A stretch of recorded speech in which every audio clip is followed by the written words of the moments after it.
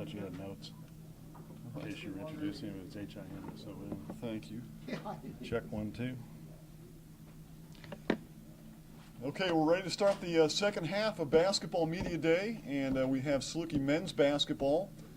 Coach Hinson will come make an opening statement, take your questions, and then we have all of our players in the back of the room, so you'll have a chance to do some more one-on-one interviews.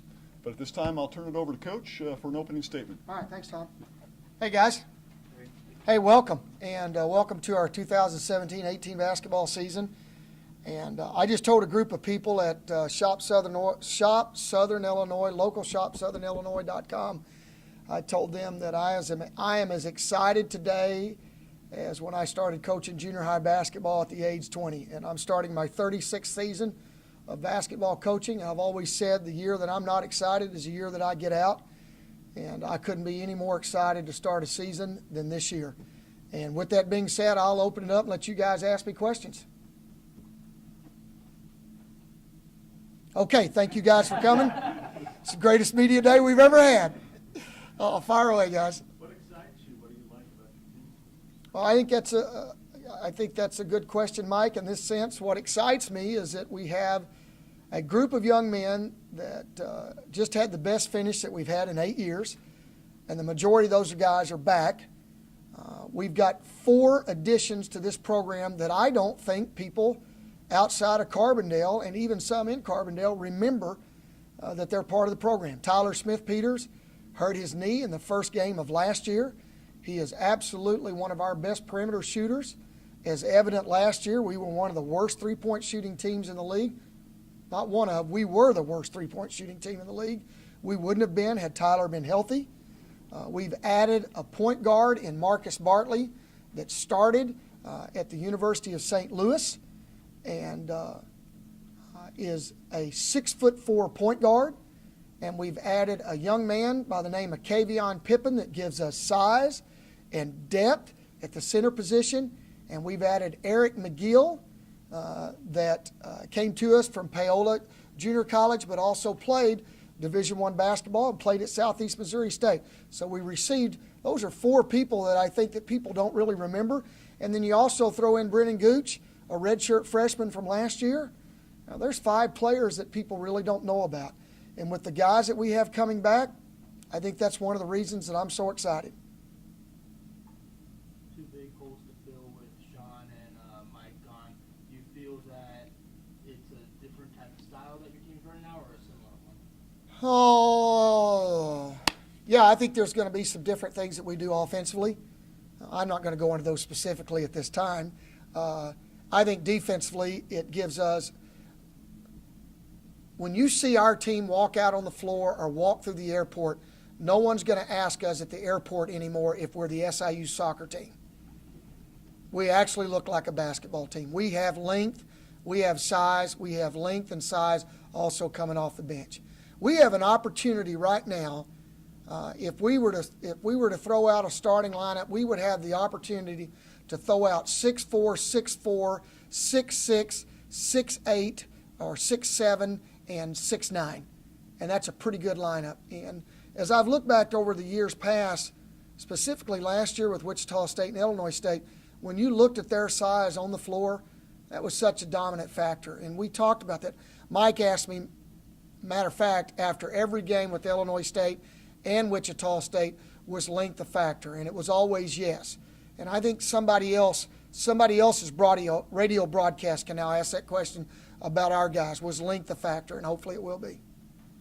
You were excited about Marcus last year while he was really practicing. What are fair expectations for Marcus? Well, let's get one thing straight. I was excited about Marcus when he was a sophomore in high school because we recruited him. So we got beat by SLU when we first started recruiting this young man.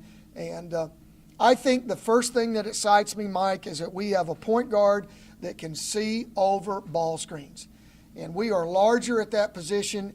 Aaron Cook can see over ball screens. That is no disrespect to Michael. And Michael could do things that those guys couldn't do. He could get to the paint. The problem is he was 5'8". And I know that. I understand the 5'8" struggles that we have in life. I can relate to those things. But now that you've got Aaron Cook, Marcus Bartley, and even Eric McGill, those guys can finish inside. And I think the athleticism and the size is what makes me really, really excited. And I think the thing is that I've challenged Marcus on is I've quite told him, I said, you got to get 30 points a game. Now, don't go crazy on me.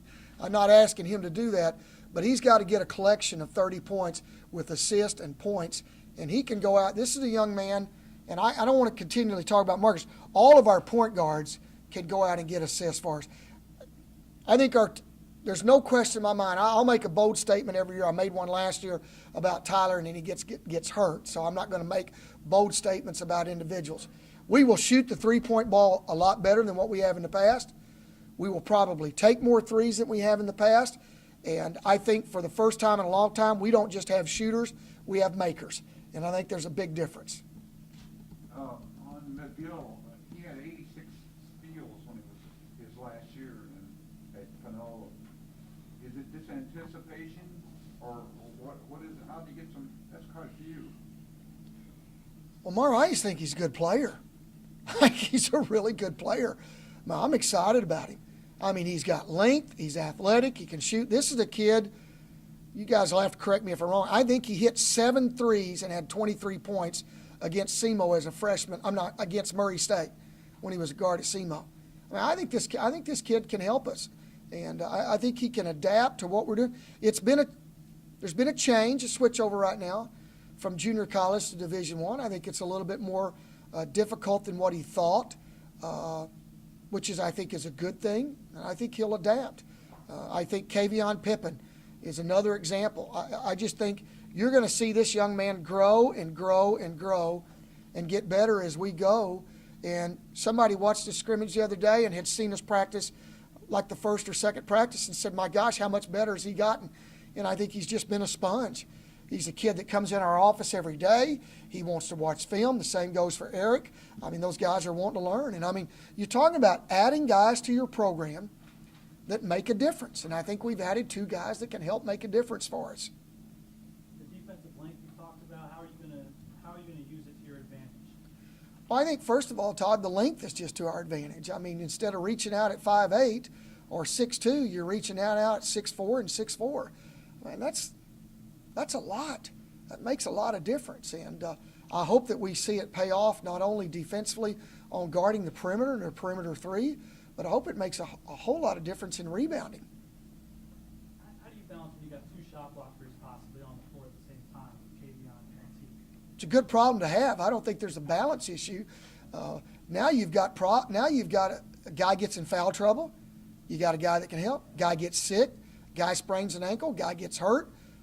All those scenarios fall into gear. We knew that was our number 1 priority. We kept telling Kavion every time we went over to Three Rivers, you're our number 1 priority. We have to have another big guy. You guys reminded me that all the time.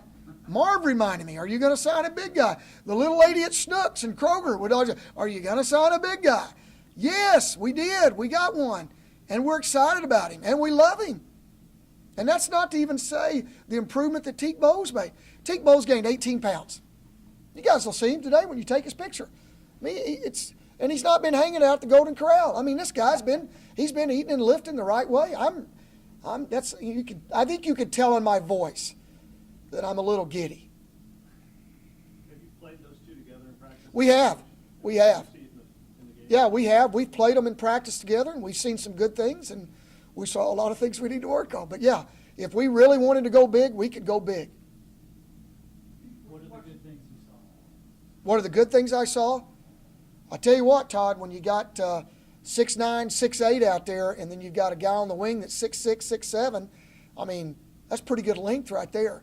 The problem that gives us right now is defensively, because almost everybody in the Valley, and that's the way I look at things, everybody in the Valley, the 4-man is really a hybrid. You don't run into very many teams that play 2 big guys like that. But one thing that Teak's done, he's improved a tremendous amount defensively, and we do feel like Teak can get out on the floor and guard some guys. So, yeah, I think it just gives us options. You know, we're going to go scrimmage at Oklahoma State on the last Saturday in October. And I think we're going to find out when we see a Big 12 team just how much that pays off. I think we'll have a great feeling about our squad because we're going to run up against high major athletes and a lot of length and a lot of strength, and we'll see a lot from that scrimmage. Les? I'll sort of answer that. We watched Bol grow as the year went on last year. That added weight and bulk. How is that going to help his game? And how else has his offensive game expanded? Yeah, I think you just hit on it. I mean, we talked about the weight, but right now we're telling Teak, when you get the ball on the perimeter, go score. I think we weren't. I think our fans were pleasantly surprised last year shooting the ball from the short corner, shooting free throws. I can remember vividly Loyola trying to foul him, put him on the line. He just steps up and makes them right there with the crowd all over him. The one thing that we've added to Teak's arsenal, and you can talk to Teak about this later, is that he can put the ball on the floor. He's got a 2-dribble rule, but he can put the ball on the floor away from the basket. Matter of fact, we would rather him put the ball on the floor right now and attack the basket because he's a lot better going right or left. Armand has continued to improve the past few years. Now he comes in as your leading scorer from last season. What do you expect to see from him this year? Well, I expect to see Armand a completely different player. I've never held back on my expectations on Armand Fletcher. Never have, never will. And I think he's got a high ceiling. Armand's got to do a better job defensively. He's got to take a knack that he's got to get a little bit of Dennis Rodman in his blood. And I'm not talking about off the floor. I'm talking about on the floor. But he's got to become that type of rebounder that every time that shot goes up, you've got to worry about him getting on the offensive glass. He's got to eat glass for us to be successful. And he's got to shoot the ball better. I mean, he was our leading scorer last year, but he was one of our worst three-point shooters. He's got to shoot the ball a lot better, and he has so far. And I think Armand was on his way to a really phenomenal sophomore year last year until he got hurt. And when he got hurt, I thought that just took him out of sync. And I think he's going to have a really good year for us.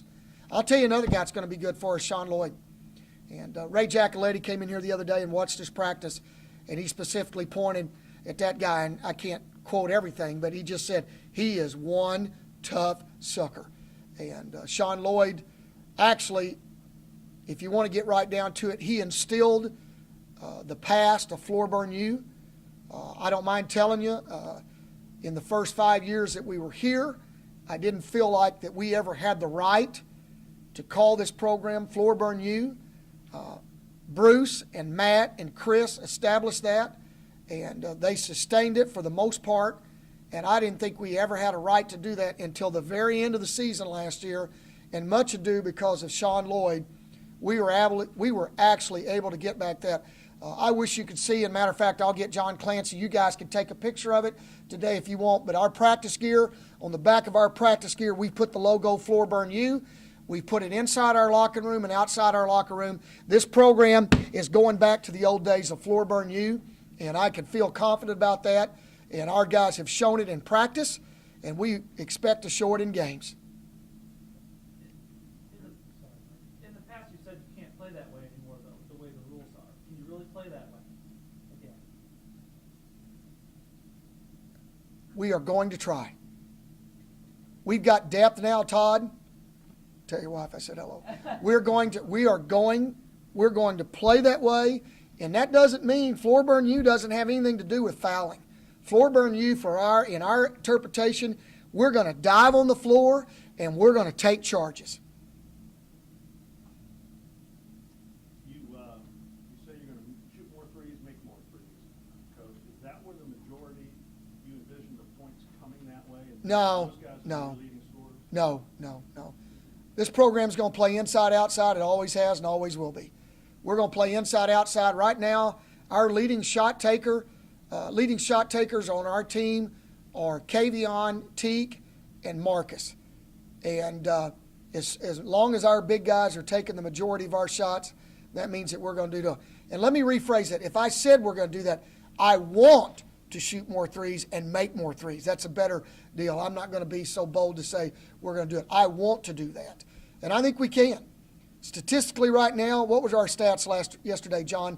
Total stats, 48%? Yeah. We're into 11 practices. We've gone 11 practices, and right now as a team, we're shooting 48% from the three. If we shoot 48% from the three next year, gentlemen, we will be in here in April talking about where we're going in the NCAA tournament. You know that, and I know that, and I'd like to be able to do that. Since you have more height at point guard, do you see times where you can have Aaron and Marcus on the floor? Oh, no question, no question. I want to have Aaron Cook on the floor as much as possible because he is so athletic, and he's in the same saying of that, he's slowed down now. He's much more mature. He's playing and within a speed that he can play, and he's making smart decisions. And he's definitely not a freshman anymore. You can get him to imitate me today. He'll imitate me as best as anybody about getting on his ass, but he'll tell you about that. But he's gotten a lot better. From watching you the other day, it looks like everything starts with you bringing the ball in first into Cavion and the other 5 spots, and then going from there, whether passing or he moves to shoot or shoots the ball and throws it out to somebody for a 3. Is that about it? Yeah, Marvin, I think that's you given our offensive scouting report, but we'd like to play inside outside. And the best part of that, what you just said, is they have the ability to throw the ball out. Teak and Cavion have been great passers. And I think one of the things right now, the most improved player, if I had to sit here and tell you who the most improved player was throughout the summer and through the spring and the summer, and I think this is great, is Jonathan Wiley for us. Because everybody's asked me, you even alluded to it, what are we going to do with the absence of Sean O'Brien? And Jonathan's a different player than Sean. He's not that player, but he does things that Sean couldn't do. And Sean could do things that Jonathan couldn't do, but he's improved tremendously. I'm excited about Rudolph Stradniks. I mean, he's kind of coming of age, and he's about time. He's in his junior year. You ought to come of age by the time you're in your junior year. And he and Austin, I expect that same thing. I mean, this bottle of wine's been marinated for 2 years. Let's pop the cork. Let's start drinking. Let's get full of wine and celebrate and be merry and happy. And I think Rudy and Austin have an opportunity to do that for us. Except I don't want them popping the corks right now. They can wait till they graduate. How close has McGill been to what you expected? I don't think Eric's been close, Todd. I think he's been exactly what we think, what we've expected of him. This is a great kid. I mean, he's just a good person. And all our guys are. I'm so fired up about our guys. And, I mean, knock on wood, we've had no issues. And our guys they come ready. We've had 11 practices, and we've had 1 bad practice. 1 bad one. And it was number 8. Last year we were at number 5 for our first bad practice. I chart those in all my practices. But our guys have done a pretty good job. Brennan's your only freshman. Do you expect him to get a lot of time? No, I don't think so. Not a lot, but I think he's going to get time. I think he's going to get to play. That's what I tell our guys every day. We got 12 guys. You're all going to play. You're all going to play. I mean, it's like telling your kids at Christmas, even the ones that got a coal in their stocking or think they were going to have a coal in their stocking, was that we're all going to get a gift. I mean, everybody's happy right now. Everybody's going to get to play. Now, the byproduct of that is we got 12 guys. We got 12. We're at 10 right now. We've got 2 guys out that are hurt. We're at 10. We don't have any subs in practice. I mean, we're running around like a Labrador retriever that's been chasing geese all day. Our tongue's out. We're worn out. But you know what? I think it'll pay off. I really do. It's a pretty good analogy. Just throw that out there. How long do you think Austin's going to be out? Well, let's ask Austin. Austin, what do you got? 1.5 more weeks? I like the way Austin thinks. I like it. He's optimistic. But Austin's injury is not something that's going to keep him out for the season. He'll be okay. You're a guard-heavy team. Do you think that's reflective of just the Valley in general? Well, I think, yeah, but I don't think we're guard heavy now. We have been. You're looking in the past, buddy. Let's come on, get in the crystal ball in the future. But we got some size now. We've got some size. I mean, I don't consider Austin, Rudy, Cavion, and Teak guards. And so there's 4 out of our 12. So that's not bad. 33% of our team's not guards. So in the past, it's been 90% of our team has been guards. So we feel like we've got some size. Barry, the FBI investigation that came out a couple of weeks ago, what did you make of that, and what effect do you think that'll have on mid-major basketball? I don't know the effect it'll have on mid-major basketball. I really don't. I think the effect right now, I'm going to talk about the biggest thing that's happening right now with mid-major basketball that we've got to get taken care of is the transfer. Until those guys have to sit out a year. 351 Division I basketball coaches' staffs yesterday had a conference call. All 351 staffs had a conference call yesterday. And that's the first thing that they said. They said change is coming. And Reggie Theus did a great job, and he said, I understand change is coming. What change is coming? Tell us what change is coming. And we're sitting here, we're talking about all the stuff that's gone on with the FBI. That hadn't affected us. There's been no shoe companies that have come to me and asked me about what our doing any of that stuff. Not once. Not even a barbecue sauce company has come and asked me about any of that. But you know what we do have? We have our guys being plucked by the Power Five all the time. Guys coming in and recruiting our guys, actively recruiting our guys. There is now a recruiting service that you can buy, that the recruiting service is now listing those players who will graduate early. That's the state of our game. Until we tell people that you have to sit a year, that's going to be a problem. And that's what Reggie said yesterday. And I will say this, Bill Self, a dear friend of mine, is president of the committee, and he said they voted unanimously they voted that a kid has to sit a year once he leaves. At the NCAA doesn't see it that way. They discussed making transfers eligible immediately. You don't think that's to solve the problem? I think that's the absolute worst thing that can happen to college basketball. And I think that's where we're headed.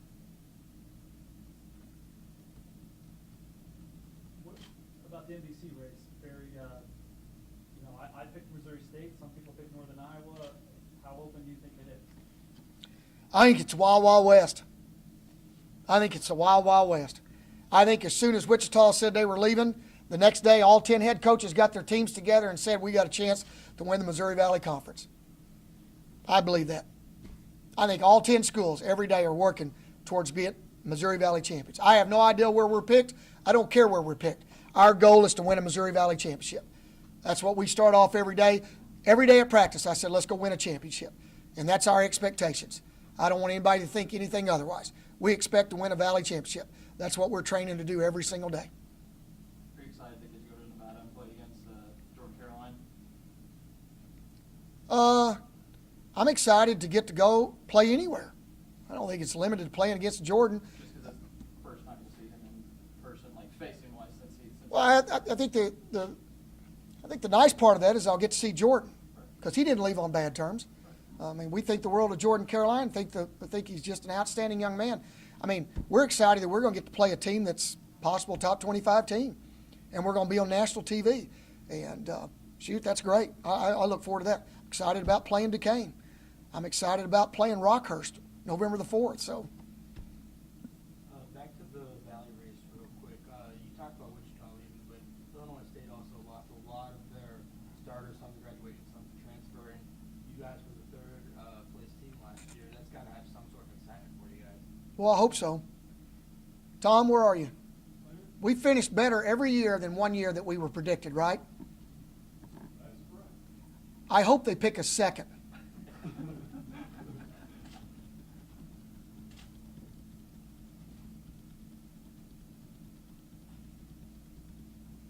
Hey guys, enjoy these young men. I'm overly impressed with these guys. I'm excited. We're not perfect. We got a long way to go, but their character and their effort on the court has been, for the most part, just absolutely outstanding. And I hope you get a chance to visit with each and every one of them today, because I tell you what, they are all outstanding young men, and I'm proud to say that. Thank you, and go Dogs. All right, thank you, Coach. Players will be available for about another 20, 25